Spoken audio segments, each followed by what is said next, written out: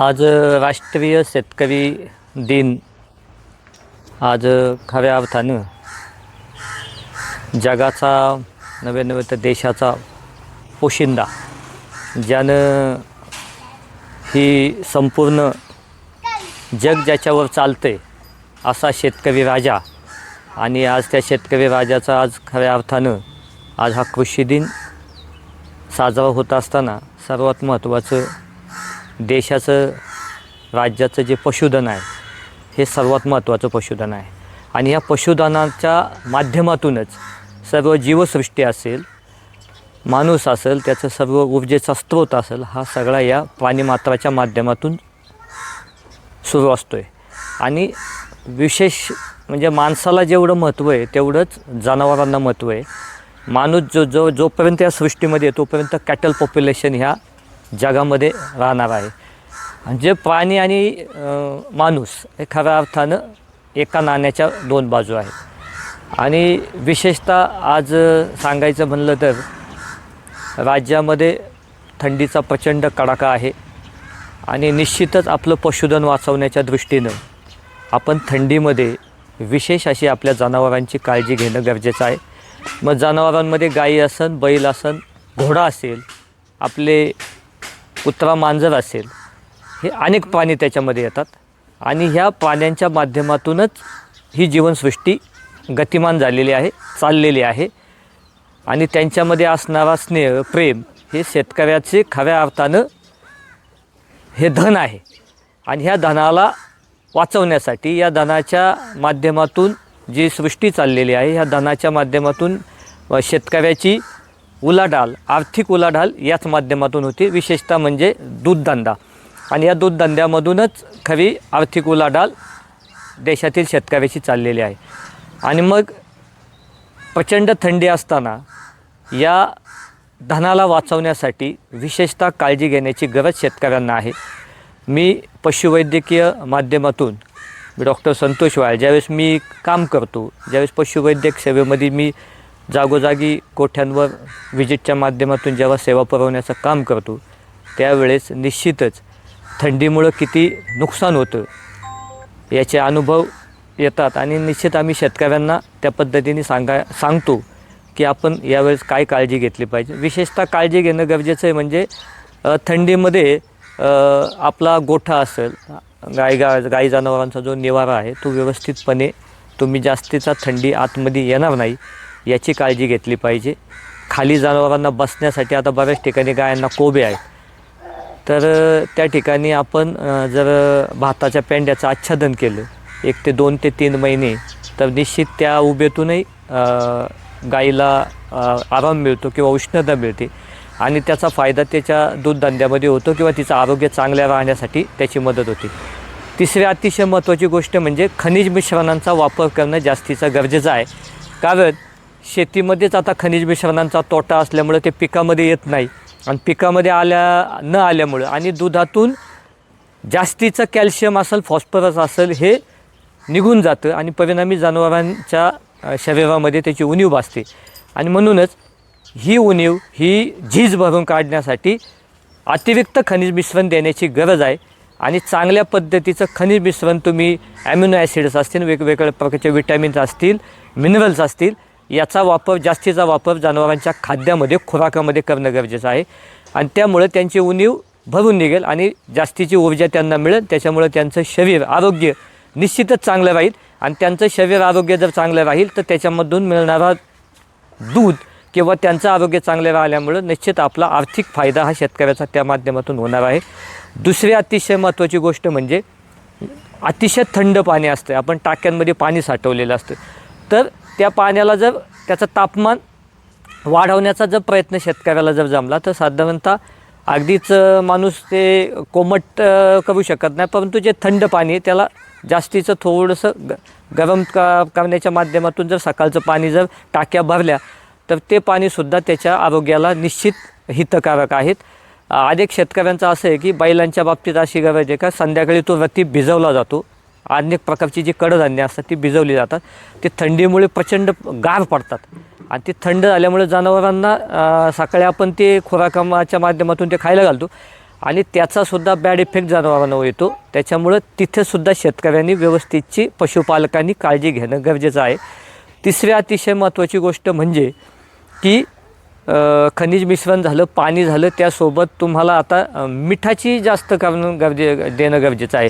जसं आपण माणसाच्या आहारामध्ये मीठ आपल्याला बायपास म्हणून ते मीठ द्यावं लागतं, कारण तो कशातून ते उपलब्ध होत नाही, तसंच जनावरांनासुद्धा मिठाची खूप गरज आहे. हे अतिशय महत्त्वाचं आहे. साधारणतः एक मूठभर मीठ जर त्याच्या खुराकामध्ये किंवा चाऱ्यामधून जर त्याला उपलब्ध करून दिलं तर अनेक खनिजांची उपलब्धता मीठ करून देतं. म्हणून मिठाला खूप सारं महत्त्व आहे. त्याच्यासोबत खाण्याचा सोडा हा सुद्धा त्या माध्यमातून उपयुक्त होतो. आपली जी जनावरं जी आहे हिमालय वगैरे त्या भागामध्ये जे आपलं पशुधन आहे तिथं मिठाचा वापर जास्त प्रमाणात केला जातो. आणि जाडं मीठ ते जर तुम्ही विचार करा, तुम्ही जरी थंडीमध्ये अतिशय कुडकडण्याच्या परिस्थितीत आणि एखादा मिठाचा खडा जरी तोंडात ठेवला तरी तुम्हाला लगेच ऊर्जेचा स्रोत उपलब्ध होतो. इतकं मिठाला महत्त्व आहे. म्हणून मिठाचा जास्तीत जास्त वापर करणं हे पशुखाद्यामध्ये असून किंवा चाऱ्याच्या माध्यमातून असेल ती उपलब्ध करून देणे गरजेचं आहे. कारण थंडीमध्ये अशी गोष्ट होती की चारा हा उपलब्धता थंडीमध्ये कमी असते, कारण त्याची थंडीमध्ये चाऱ्याची वाढ कमी होते. त्याच्यामुळे जे जास्तीचा चारा त्यावेळेस उपलब्ध होत नाही. मग त्यावेळी आपल्याला खनिज मिश्रणामधून त्याची शरीराची झीज भागवणं गरजेचं आहे. त्याच्यामुळं खनिज मिश्रणांचा वापर जास्तीत करणे गरजेचं आहे. सकाळच्या वेळेस जर जनावरांना उन्हामध्ये जर तुम्ही 10-11 वाजेपर्यंत जर त्यांना त्यांची जागेची व्यवस्था केली तर त्याचाही फायदा निश्चितच होतो.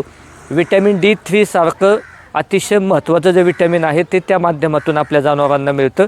आणि संध्याकाळचं सुद्धा निवाऱ्याच्या माध्यमातून सोय करणं अतिशय गरजेचं आहे. अशा बरंच काही बोलण्यासारखं आहे, खूप काही सांगण्यासारखं आहे, परंतु आपण आपल्या जनावरांची निश्चितच या माध्यमातून काळजी घेणं गरजेचं आहे. थंडीमध्ये साथीचे आजार खूप येतात. व्हायरल इन्फेक्शनचा धोका थंडीच्या वातावरणामध्ये जास्त असतो. म्हणून यासाठी या गोष्टी आपण जर चांगल्या पद्धतीच्या गोष्टी त्यांना चांगल्या पद्धतीचं खाणं जर आपण जनावरांना त्या माध्यमातून दिलं तर त्याचा निश्चित आरोग्य त्यांचं चांगलं राहील आणि त्यामुळे आपलं दूध वाढेल, जनावरं आजारी पडणार नाही आणि निश्चितच त्याच्यामधून पशुधन वाचेल, शेतकऱ्याचा आर्थिक नफा वाढेल आणि निश्चितच चांगल्या गोष्टी या थंडीमधून वाचवण्यामध्ये आपल्या शेतकऱ्याला बळ मिळेल. आणि ही काळजी मुख्यतः आपण घेणं गरजेचं आहे. महाराष्ट्रामध्ये आता सध्या जो विषय अतिशय गाजत आहे, मग तो ग्रामीण भागामध्ये ज्यांनी अतिशय मोठ्या प्रमाणात ज्या गोष्टींनी धुमाकूळ घातलेला आहे तो म्हणजे बिबट. आणि ह्या बिबटनी निश्चितच मानवजातीला अतिशय एक भेडसावणारं अतिशय एक मोठं वादळ या महाराष्ट्रामध्ये आज घोंघावते. आणि विशेषतः उत्तर पुणे जिल्ह्यामध्ये जास्तीचा प्रभाव त्याचा दिसून येतो आहे. आणि त्याच्यामुळं माणसांना तर भीतीचं वातावरण आहेच, त्या पद्धतीने जनावरांनासुद्धा फार मोठं भीतीचं वातावरण दिसतं आहे. आणि या गोष्टीतून आपली जनावरं वाचवणं किंवा माणसाने स्वतःचा जीव वाचवणं ह्या फार मोठ्या संकटांना सामोरं जाण्याची वेळ माणसांवर आलेली आहे. आणि विशेषतः असं झालेलं आहे की जनावरं आहे, आता तो जनावरांवर हल्ला करतो आहे, कुत्र्यांवर हल्ला करतो आहे. गायांची जी छोटी मोठी वासरे, जीवाच्या पलीकडं आपण पशुधन वाचवत असताना माणसांचा जीव तर महत्त्वाचा आहेच, पण त्यासोबत आपली ज्या जनावरांना आपण पोटच्या मुलासारखं प्रेम करतो, त्यांना अतिशय आपल्या मुलाप्रमाणे ज्यांना वाढवतो, जोपासतो, असा जो आपला पाळीव प्राणी कुत्रा असेल, मांजर असेल किंवा आपल्या गायी असतील, आपले लहान वासरं असतील, यांना वाचवण्यासाठी शेतकरी धडपडत असतो. आणि आता त्यांच्यावर हल्ले होत आहेत. गोठ्यामध्ये बिबट्याचा वावर जास्त झालेला आहे. जिथं शेळ्या आहेत, ज्या शेळ्यांना काही ठिकाणी पॅक बंद केलेला आहे, परंतु खाली मातीमध्ये उकरून तो 3-3, 3.5 फूट खड्डा घेऊन आतमध्ये जाण्याचा प्रयत्न करू लागलेला आहे. त्याच्यामुळं अतिशय फार मोठं हे आसमानी संकट शेतकऱ्यावर आलेलं आहे. आणि हे वाचवण्याच्या दृष्टीने सर्वात महत्त्वाचं आता असं झालेलं आहे की शेतकऱ्याचा आधीच कंबरडं मोडलेलं आहे आणि त्याच्यामध्ये आता तो जास्तीचा गोठ्यांवर त्यात कंपाऊंड करण्याची वेळ शेतकऱ्यावर आलेली आहे. पण आता त्याला विलाज नाही, त्या आपली जनावरं वाचवणं तर निश्चित गरजेचं आहे. त्याच्यामुळं शक्यतो गोठ्यांना जर आपण तारेचं कंपाऊंड केलं, साधारणतः 10 ते 12 फूट उंचीपर्यंत जर तार कंपाऊंड करण्याचा जर गोठ्याला जर आपण प्रयत्न केला तर निश्चित त्याच्यामधून आपल्या जनावरांचं संरक्षण होणार आहे. ही अतिशय महत्त्वाची गोष्ट आहे. आणि आपण आपल्या मुलांची काळजी पण त्या माध्यमातून घेणं गरजेचं आहे, कारण त्याचे आता हल्ले एवढे वाढत चाललेले आहेत.